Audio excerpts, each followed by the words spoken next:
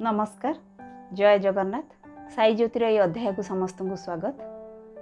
तेबे हिंदी रे गोटे कथा अछि, जेसी करनी वैसी भरनी। अर्थात आमे जेपरी कर्म करू आमको सेही परी तार फल भोगिବାକୁ पड़े। आम धन संपत्तिर उत्तराधिकारी अनेक केही हेई पारंती, किंतु आम कर्मर उत्तराधिकारी आमे स्वयं निजे। एही विषय गोटे छोटिया कहानीटी आज कहबी। जड़े जोगी बाबा सबुदिन निजर नित्यकर्म एवं जोगक्रिया सारी बाहरी जाती भिक्षावृत्ति। सबुदिन परि से दिन मध्य बाहरी जाइथिले, किंतु प्रबल वर्षा जोगु से बेसी दूर बाट जाई पारले नहीं। फल तांको निराश होई फेरिबाकू पड़ला एवं तांको बाटरे प्रबल भोक मध्य लागुथा।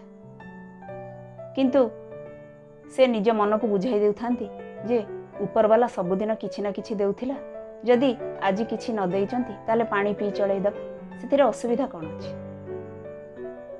यह भाभी भाभी रास्तार चली चली जाऊ जाऊ गोटे दुकान टे पड़ला। दुकान रे छणा होउथाय गरम गरम बरा संग को जिलापी। वर्षा पाग को सेई बरा एवं जिलापीर बास्ना बाबांको भोक को आहुरी द्विगुणित करुथाय। किंतु बाबांको पाखरे तो पैसा टिए नाही। बाबा किपरि बरा जिलापी दुकान रु खाइबे।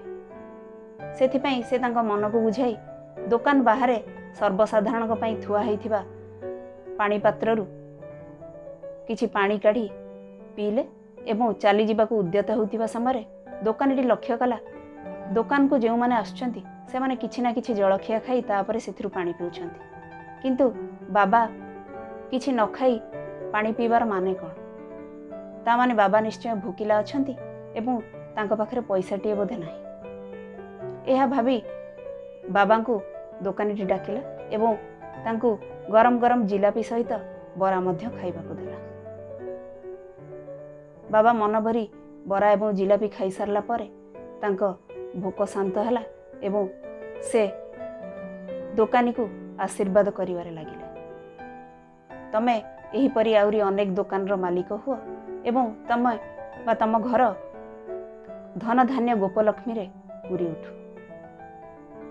यह आशीर्वाद दे बाबा निज रास्तार चलीगले। पुणी वर्षा हबार लगिला। बाबा गोटे गछ तले ठिया हो गले।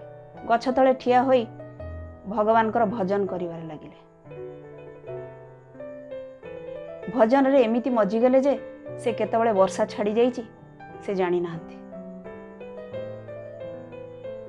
वर्षा छाड़ीबा परे से जानी पारले जेमती वर्षा छाड़ी जाइछि। पुनर्बार भजन गाई गई रास्तार चलिले। आगरे आउ पछरे तांकर किए आछि सेथि प्रति नजर नहीं।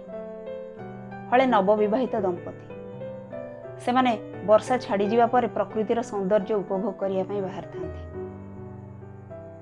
आगे आगे बाबा जाउ थांती, सेमानक पछे पछे एही नवविवाहित दंपति। बाबा निज भजन रे एमिति मजी जाई थान जे रास्तारे नाची नाची चली थांती। अजनातरे केतबळे पड़ी जाइछि रास्तारे थिबा खाल उपरे बाबांकर गोड़। सेई खालरे वर्षा पानी जमा होइथाय। बाबांको गोड़ सेई खालरे पड़ी जिवा मात्रे सेई असना पानी छिटकी गला सेई नवविवाहित स्त्रीर साड़ी उपर। ता दामी साड़ीटी सेई वर्षा असना पानी रे मैला हेगला बा असना हेगला। यह देखी तार स्वामी प्रबल रागी जीवा सहित बाबांको गाली गुलज कला। किंतु स्त्रीटी अनुरोध करुथाए जे बाबांको एपरी कहिबा उचित नुहे। किंतु तार स्वामी मानिबाकू प्रस्तुत नथिला। बाबांको आहुरी गाली गुलज करिबा सहित बाबांको गालको शक्त चापुड़ाटीए मारला। बाबा संगे संगे तळे पड़ी गले। बाबा पुनर्बार भगवान को स्मरण कले। कहले, बारे ऊपर वाला बा, तमर करुणा अपरंपार। केतेबळे खीरीपुरी तो केतेबळे थापड़। एया कही सारिया परे बाबा झाड़ी झुड़ी होई उठी निज रास्तार चलिबाकू लागिले। नव विवाहित दंपतिकर मन खराब हो गला। से माने घर को फेरी गले। घर को फेरिला परे सीढ़ी चढ़ुचंती। हठात से वर्षा पानी रे ओदा होइथिबा सीढ़ी रे स्वामीटीर गोड़ खसी गला। सीढ़ी रे गोड़ खसी जीवा मात्रे से खंडिया खाबर हेबा सहित तार मुंड मध्य बा मुंडरे आघात लागिला। से हाउ उठी पारु नथिला।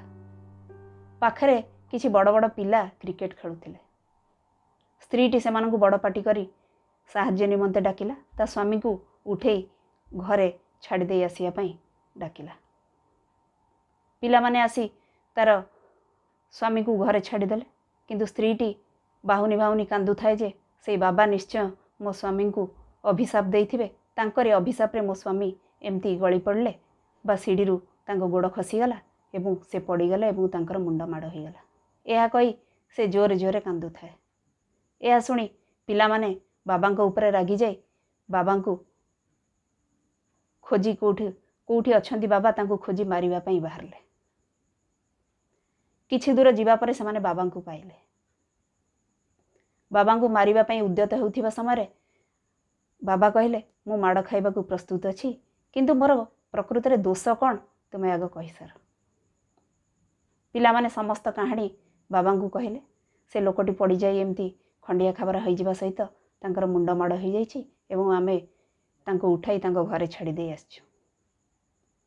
यह शुणी बाबा पिला मानकु बुझाइबाकू जाई कहले प्रथमे मो कथा शुणी सार, जदि मोर सेथिरे दोष थिबो मु माड़ खाइबाकू प्रस्तुत अछि।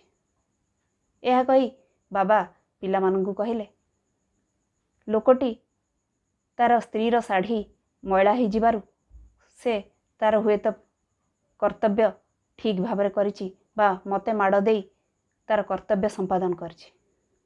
ता स्त्री बा ता सांगर कपड़ा मो जोगु जदि असना होइछि सेथिपाई से बोधुए तार स्वामी पणिया उचित भाव में निभाइछि। किंतु मोर स्वामी बा बंधु स्वयं भगवान निजे से मध्य तांको कर्तव्य हेला करनाहांती।